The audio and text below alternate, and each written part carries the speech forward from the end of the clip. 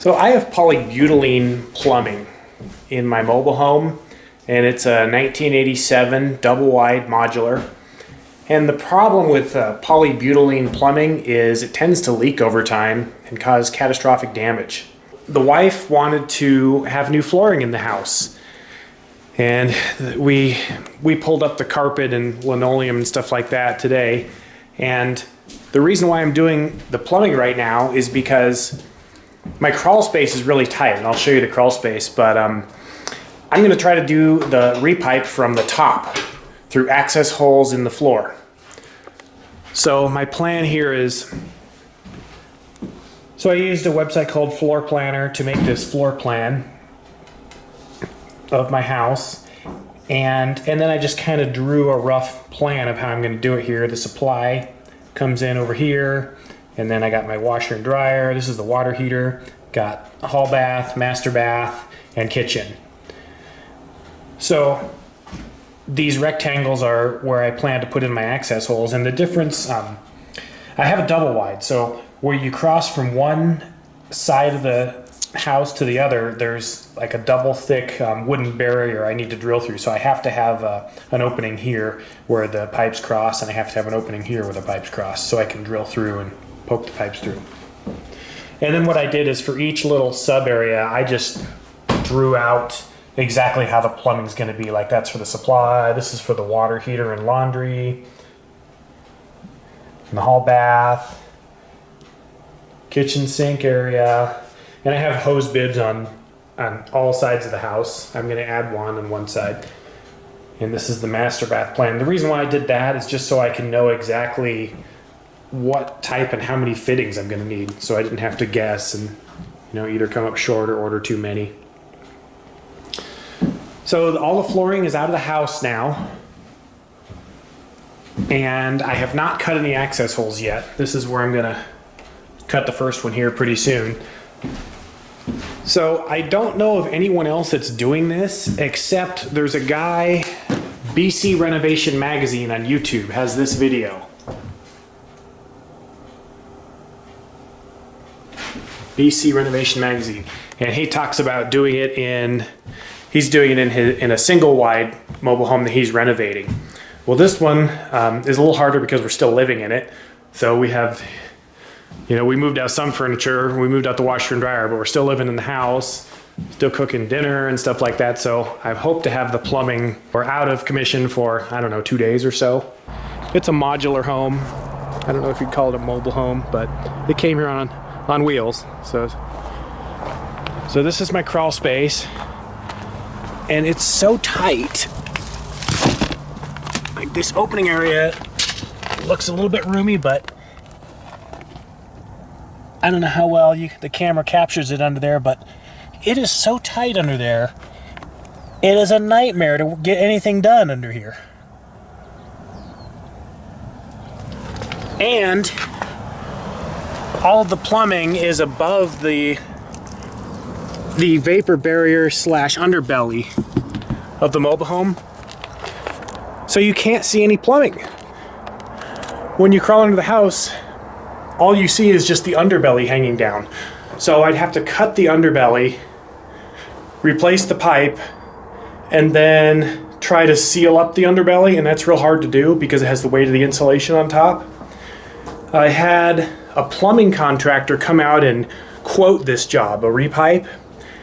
And the way the plumbing contractor does it is they do it below the underbelly. So the pipes come down, they poke a hole through the underbelly, the up pipes, and then the lateral pipes are outside the heated envelope of the house, below the underbelly, in the crawl space, and then just insulated. Well, I'm in Reno, Nevada, and it gets well below freezing here for sometimes extended periods, and I don't want to risk having my pipes freeze. And just having insulation on your pipes, it just slows down the inevitable. They can still freeze, it just takes longer.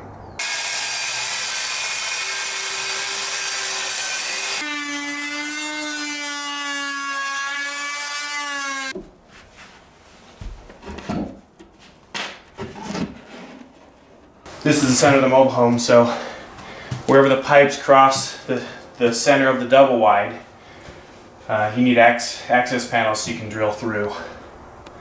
So I'm putting 2 lines through here, and I'm crossing again over in the back bedroom to go to the master bath. These go to the kitchen lav and the kitchen sink, and also a hose bib over there. So I'm really reinforcing these holes, these openings really good here, because this is right in front of the kitchen sink, where obviously people are going to be standing a lot.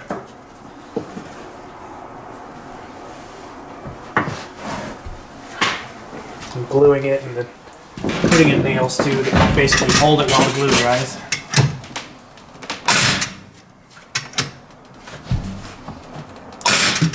I'm going to put these in now, and then I'm going to run 3 2x4s across each hole.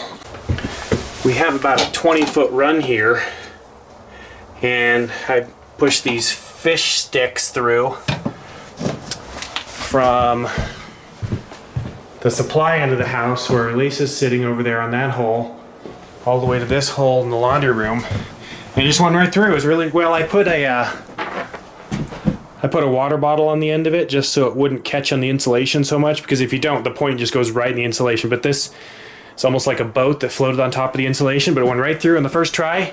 And now I taped it to my 3/4 inch PEX. I got it sitting out there that we tried to straighten. And now we're going to pull it through. Yeah, keep pushing. Oh, I see the pipe. Okay, stop.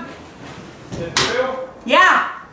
Well, the water heater's in this area, and the pipes are here, and I just want to make sure I can get my hand up where they're going in. My hand's on them now, so that's but the maximum I could reach, and they're right there, so I've got my hands on both of them. So what I'm going to do is put a little stub on each one and force it up through.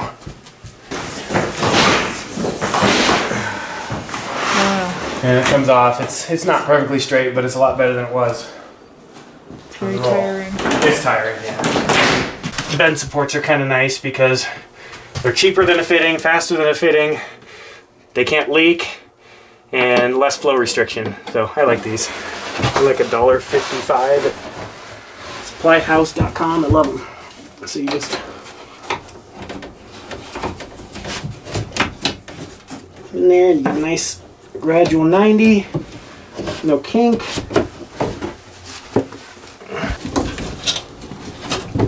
Okay, now let's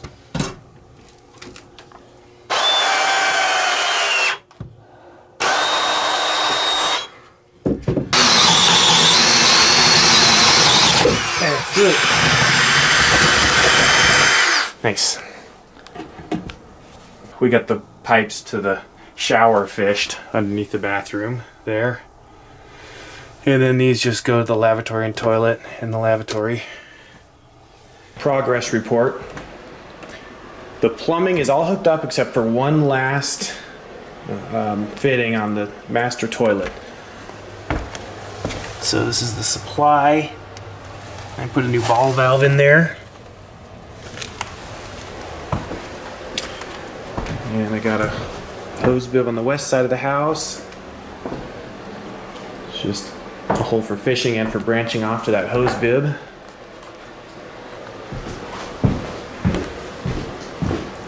And then we got the kitchen supply.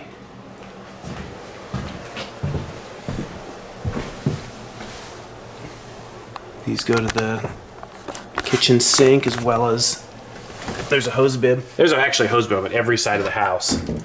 And then the kitchen sink plumbing. I never said it would be pretty. I want it to work and be reliable. Anyway. So I haven't secured any of the pipes yet.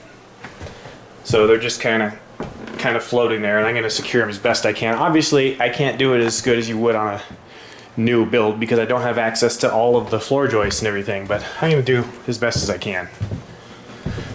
Inside the laundry room, the laundry's hooked up. There's a hose bib here, and then this is where it branches off to go into the kitchen.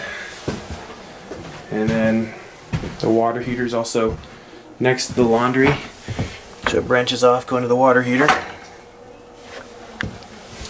So you'll see the pipes So these gray poly B pipes, I'm just leaving them in there. I don't think they're hurting much, and I'm gonna attach my new pipes to these, and you can see I kind of rested the pipes on top of them. So I think they'll serve a good purpose that way. They're not hurting anything. But you can see how my red and blue pipes are not straight. That's because using PEX that comes on a coil is like wrestling with a giant slinky all day. You can straighten it, but 10 minutes later it's going to be curved again. So it doesn't matter if you straighten it. This is what your pipes are going to look like, and it's kind of frustrating if you can't tie them down as you're going. As you go, and if you're fishing long distances under the floor, yep, they're going to bend. So this is the hall bath. I'm redoing the flooring, so I'm not going to hook up that toilet for now. And then this is the lavatory. Doesn't look too bad. I had to move these pipes over because the originals were right over the heating duct, and it did not give me good access. So I just moved them over where I did have good access. No problem.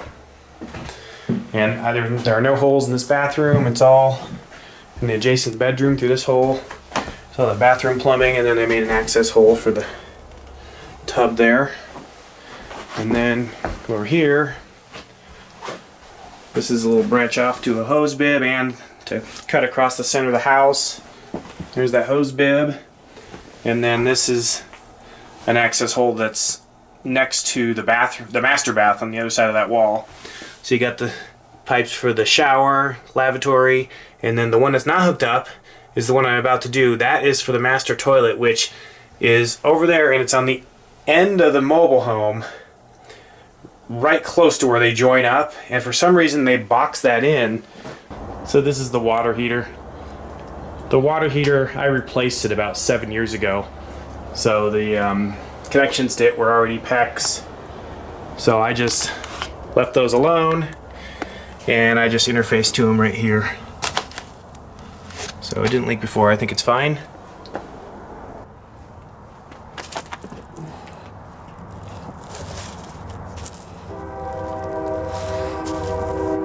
That is why I did it from the inside, from the top.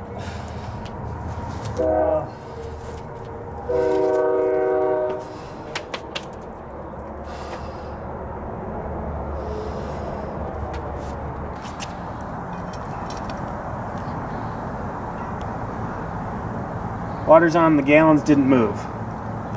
That's good. All right, moment of truth here. I hear water flowing.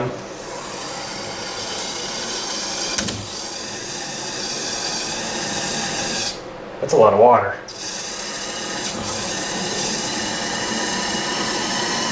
Is there water flowing somewhere? So there was one spot that was not closed. We did gush a little water back here. Alex is pretty upset about it, but we got ahead of ourselves before turning on the water, but we did a walkthrough. We could hear it. So our insulation is a little bit wet. But this is how we learn. Go ahead. See, what you want to do is you want to flush out all the dirt out of the pipes so it's not in your drinking water and stuff. So you always want to leave one open when you turn on the water, just to flush out all the pipes. I was just checking to make sure you knew that.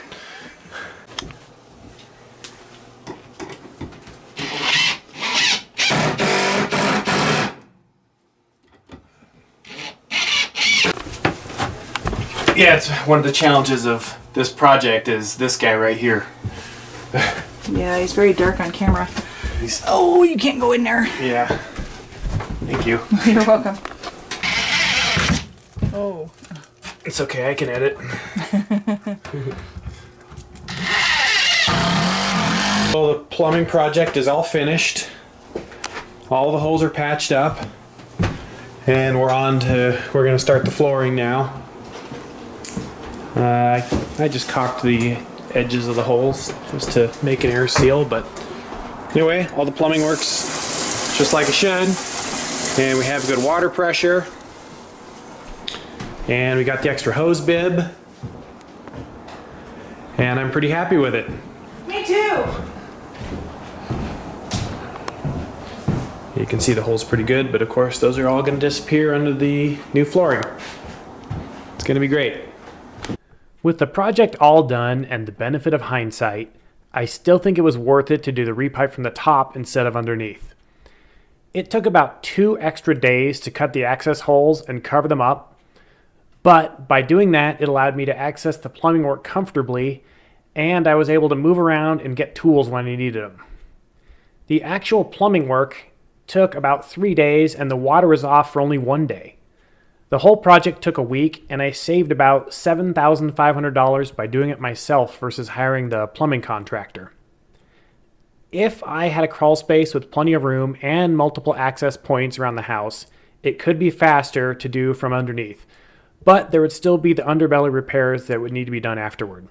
So this is just a final update, just to show what the house looks like with the new luxury vinyl plank in it. Yeah, I did it all myself, and it turned out pretty good.